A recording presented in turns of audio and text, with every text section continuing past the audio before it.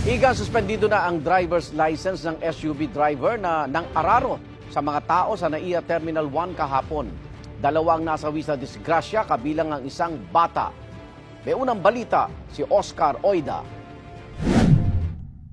Sa kuha mula sa CCTV ng NAIA Terminal 1 na kumakalat ngayon sa social media, ang isang itim na SUV biglang umabante patungo sa isang entrance ng terminal.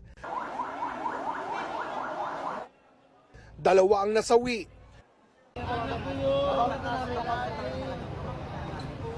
Kasama ang 5 taong gulang na anak ng OFW na ito. Pinakakalma ng mga otoridad ang naghihinagpis na ama. Nasawi rin ang isang nabanggang lalaki na 28 taong gulang.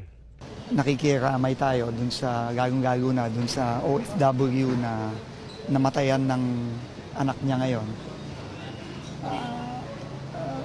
Masakit, no? Masakit. Kausap ko yung father ko, OFW siya. Hinatid lang siya ng pamilya niya kasama yung anak niya. Tapos ito yung nangyari. 3 ang sugatan at dinala sa ospital. Kasama sa kanila ang nanay ng nasawing bata.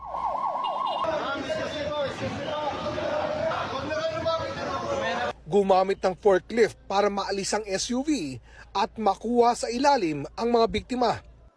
Dumating doon si Ramon Ang, chairman ng San Miguel at presidente ng NNIC o New NAIA Infra Corporation na nagmando ng pag-clear sa lugar. Ayon sa Land Transportation Office, lumalabas na nagpanik umano ang driver ng SUV. Paalis na raw siya nang may dumaan daw na sasakyan sa harapan at imbis na preno, silinyador o accelerator umano ang natapakan niya. Pero sa kuha ng CCTV, walang sasakyang dumaan sa harapan ng SUV bago ito umarangkada. Nabuwal nito ang isa sa mga bollard hanggang matumbok ang mga biktima. Review namin ang lahat ng CCTV tapes. Yung driver ay may hinatid na pasahero. May isa siyang pasaherong hinatid at pagkababa ng pasahero, tinulungan niyang ibaba yung bag ng pasahero. Pumunta na yung pasahero sa papasok ng NAIA at doon na, no? Biglang nakita namin yung sasakyan na rumagasa, no? So right now, initially, mukha namang hindi pumunta dito yung driver para managasa, no? Hindi intentional dahil nga nakita natin na meron talaga siyang hinatid na pasahero dito. Hawak na ng pulisya ang suspect. Nasasailalim umano sa mandatory drug testing.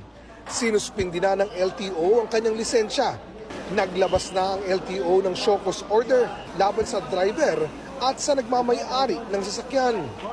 Nangako ang NNIC na sasagutin ang medical expenses ng mga sugatan at magbibigay ng financial assistance sa mga kaanak ng mga nasawi.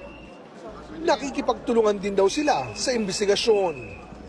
Ito ang unang balita, Oscar Oida para sa GMA Integrated News.